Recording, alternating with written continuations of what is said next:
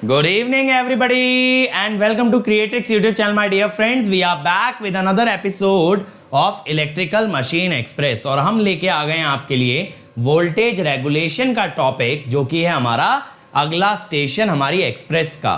तो बेटा आज इस वीडियो के अंदर आपको वोल्टेज रेगुलेशन के बारे में कंप्लीट इंफॉर्मेशन मिलने वाला है, जिसके बाद कभी भी आप इस टॉपिक के अंदर प्रॉब्लम फेस नहीं करोगे, सारे मिसकंसेप्शन क्लियर हो जाएंगे और अब बनेगा मशीन आसान। तो चलिए शुरू करते हैं। Let me start by introducing my self. मेरा नाम है अंकित गोयल, जिसका गेट में 2 बार AIR 1 रहा है 2014 और 2018 के अंदर। इसके अलावा मुझे प्रेसिडेंट की तरफ से गोल्ड मेडल दिया गया जब मेरा ग्रेजुएशन पूरा हुआ।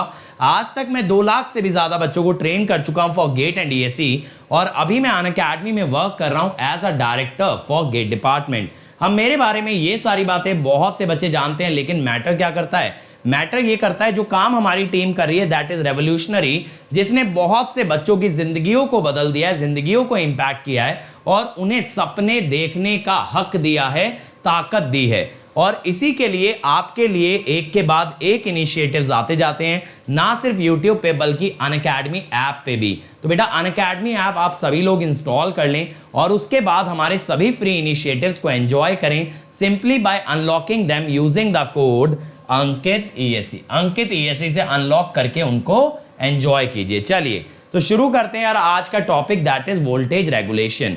ये वोल्टेज रेगुलेशन क्या होता है बेटा? ये बताता है जब ट्रांसफार्मर पे लोड बदलता है 0 से मैक्सिमम वैल्यू तक, नो लोड से फुल लोड तक, तो ट्रांसफार्मर की आउटपुट वोल्टेज में कितना बदलाव आता है, कितना चेंज आता है, that is your voltage regulation. It is a dynamic number which is dependent on the load. Load ज्यादा लगाओगे ज्यादा वोल्टेज का डिप आएगा। क्यों सर? ज्यादा लोड का मतलब क्या है? ज्यादा करंट। ज्यादा करंट का क्या मतलब है? ज्यादा वोल्टेज का ड्रॉप। और ज्यादा ड्रॉप का मतलब है आउटपुट पे कम वोल्टेज मिल पाना। अब यहां पे बेटा नंबर जो नेम प्लेट पे होते हैं वो फिक्स होते हैं, जैसे प्राइमरी टर्न्स, सेकेंडरी टर्न्स, ये सारी चीजें नहीं चेंज होंगी, लेकिन वोल्टेज रेगुलेशन बदल जाएगी। किसके साथ? लोड के साथ। और लोड के मैग्नीट्यूड और पावर फैक्टर दोनों का इफेक्ट आता है, यानी लोड की वैल्यू बदलोगे तो भी बदलेगा, लोड का पावर फैक्टर बदलोगे तो भी बदलेगा। तो इसीलिए voltage regulation changes with the power factor of the load. अब रेगुलेशन कैसे लिखी जाती है बेटा? रेगुलेशन का तरीका होता है change in output voltage by no load output voltage, लेकिन इससे बेटर डेफिनेशन होती है नो लोड वोल्टेज का magnitude minus full load voltage का मैग्नीट्यूड अपॉन रेटेड वोल्टेज। अब देखो ट्रांसफार्मर की खासियत बच्चों ये होती है कि आप इसका वोल्टेज रेगुलेशन किसी भी साइड पे निकाल सकते हो, यानी प्राइमरी या फिर secondary. Voltage regulation can be computed on either side. ठीक है, तो जिस भी साइड पे निकाल रहे हो ना, वहीं का रेटेड वोल्टेज से आप डिवाइड कर देंगे। ठीक है, वहीं के रेटेड वोल्टेज से आप डिवाइड कर देंगे। अगर दोनों वोल्टेज प्राइमरी पे तो प्राइमरी पे, अदरवाइज सेकेंडरी पे।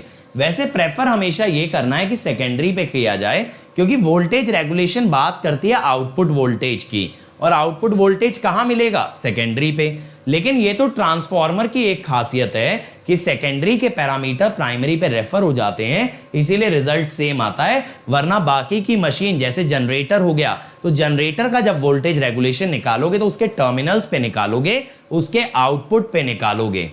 अब अगर यहां पे देखें, रेगुलेशन बेटा 2 तरह से डिफाइंड होती है, डाउन और अप। डाउन में नीचे की तरफ आप लेके चलते हैं नो लोड वोल्टेज। नीचे क्या लेके चलते हो? No load voltage. और अप में नीचे लेते हो फुल लोड वोल्टेज। इसके पीछे क्या लॉजिक है? डाउन का मतलब कम, नीचे का मतलब ज्यादा वोल्टेज से डिवाइड करो। नो लोड वोल्टेज अक्सर फुल लोड से ज्यादा होती है, तो ज्यादा वोल्टेज से डिवाइड करने का मतलब नो लोड वाली वोल्टेज से डिवाइड करना। अप का मतलब ऊपर या ज्यादा का मतलब कम वोल्टेज से डिवाइड करना, यानी कि फुल लोड वोल्टेज से डिवाइड किया जाना। ठीक है, फुल लोड वोल्टेज से डिवाइड किया जाना। But use rated voltage in denominator. Better यही है बेटा कि आप रेटेड वोल्टेज का उपयोग करें डिनोमिनेटर के अंदर। ठीक है, अब हम क्या करते हैं बेटा, ट्रांसफार्मर का फेजर डायग्राम बनाते हैं लैगिंग पावर फैक्टर पे, और इसमें हम लोग क्या करते हैं ना, इसके अंदर एक अप्रोक्सीमेट वोल्टेज ड्रॉप निकालते हैं। इस फेजर डायग्राम से हम एक अप्रोक्सीमेशन करते हैं, एक अप्रोक्सीमेट वोल्टेज ड्रॉप की बात करते हैं। ये अप्रोक्सीमेट वोल्टेज ड्रॉप क्या होता है, मान लो अगर सेकेंडरी पे देख रहे हो, अगर सेकेंडरी पे देख रहे हो तो आपका सर्किट कैसा होगा मेरे बच्चों, अगर आप शंट ब्रांच को इग्नोर कर दें, कुछ ऐसा होगा कि यहां पे टर्मिनल पे आपको मिल रही होगी V2 वोल्टेज, और इधर से आपको दिखाना पड़ेगा V1 का रेफर्ड वैल्यू V1 डैश, ये R02 और ये JX02, और यहां पे कुछ करंट जा रहा होगा I2। तो यहां एक अप्रोक्सीमेट वोल्टेज ड्रॉप हम निकाल देते हैं, क्या होता है ये V1 dash minus V2, magnitude की बात चल रही है, I2 into R02 cos phi plus X02 sin phi। लेकिन ये अप्रोक्सीमेशन कब तक वैलिड है, only valid if R02 and X02 are small. ठीक है, ये दोनों अगर छोटी वैल्यूज हैं तब ये अप्रोक्सीमेशन वैलिड है। इसीलिए भले ही सर्किट सिंक्रोनस मशीन का भी सेम आता है, शॉर्ट ट्रांसमिशन लाइन का भी सेम आता है, बट ये अप्रोक्सीमेशन सिर्फ चलाते हैं ट्रांसफार्मर के अंदर, बाकी जगह पे नहीं चलाया जाता। अब अगर यहाँ पे आपको वोल्टेज रेगुलेशन चाहिए तो आप क्या लिख देते हो बेटा, आप कह देते हो कि सर X2 जो I2 जो है X इंटू I रेटेड होगा। मैंने पिछले वीडियो में बताया भी था X क्या होता है, फ्रैक्शनल लोडिंग। तो जब आप वोल्टेज रेगुलेशन निकालते हो तो आप नीचे V रेटेड से डिवाइड करते हो, तो ये X into I rated over V rated into R02 cos phi plus X02 sin phi। अब बेटा ये जो डिनोमिनेटर में V रेटेड आया है ना, तो V rated upon I rated होता है पर यूनिट सिस्टम के लिए Z बेस। मैं आपको पहले एपिसोड्स में पर यूनिट सिस्टम के बारे में बता चुका हूं। तो V rated by I rated is actually equal to Z base. तो यहां पे हम क्या कहते हैं, voltage regulation is X by Z base into R02 cos phi plus X02 sin phi। ठीक है, R02 cos phi plus X02 sin phi। अब यहां पे Z बेस से डिवाइड करके ये हो जाता है, देखो RPU cos phi plus XPU sin phi। अब देखो बहुत सारे बच्चों को ये फॉर्मूला तो याद रहता है, लेकिन जिन क्वेश्चंस के अंदर वोल्टेज ड्रॉप निकालना होता है वो ये भूल जाते हैं कि ये फॉर्मूला आया कहां से था, बेसिक फंडामेंटल मिस कर जाते हैं, रिजल्ट को याद कर लेते हैं।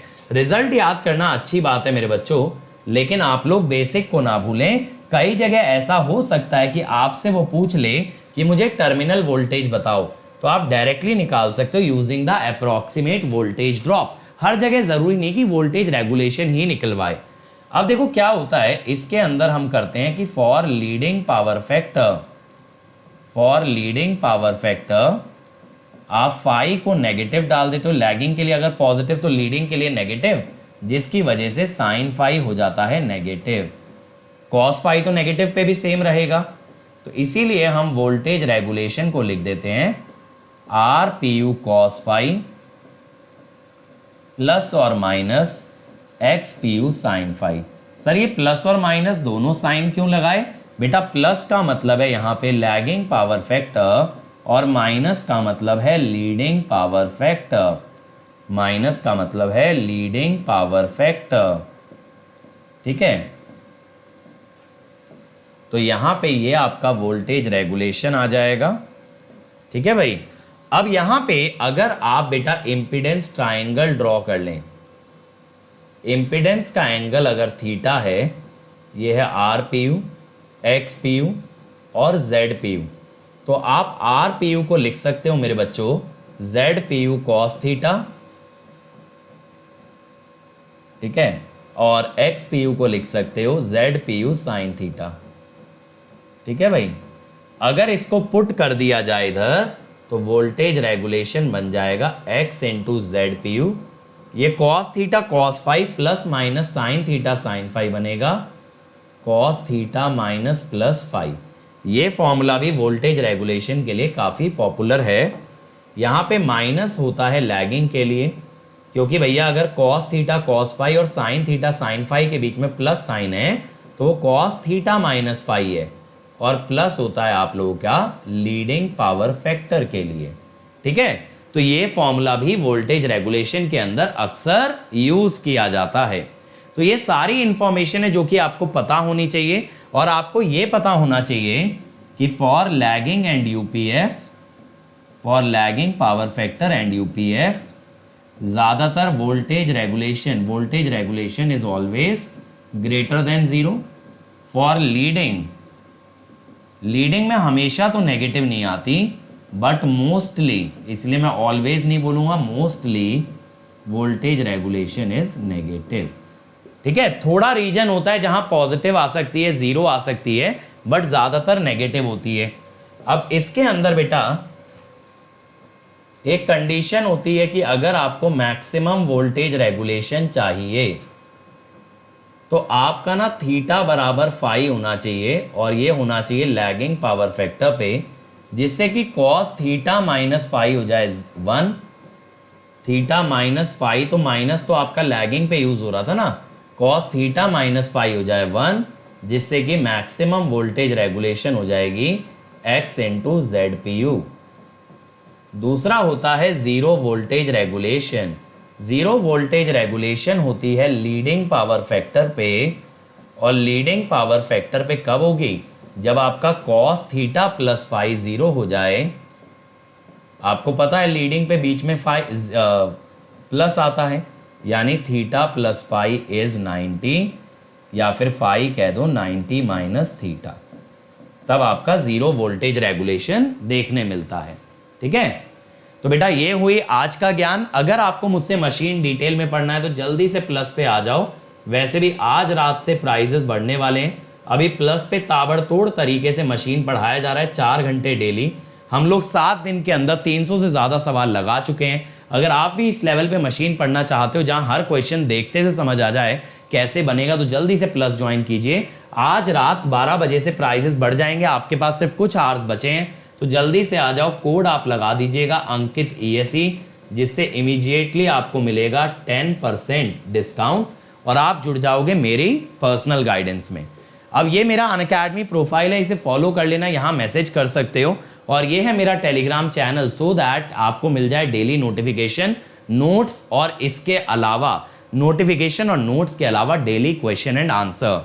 So thank you everybody. उम्मीद करता हूं आपको वीडियो अच्छा लगा तो लाइक जरूर करना, सभी के साथ शेयर करना, इस चैनल को सब्सक्राइब कर लो और वो घंटी बजा दो ताकि नोटिफिकेशन आता रहे। और बेटा अगले एपिसोड तक ऐसे ही तबाही मचाते रहो, आग लगाते रहो। Let's crack it.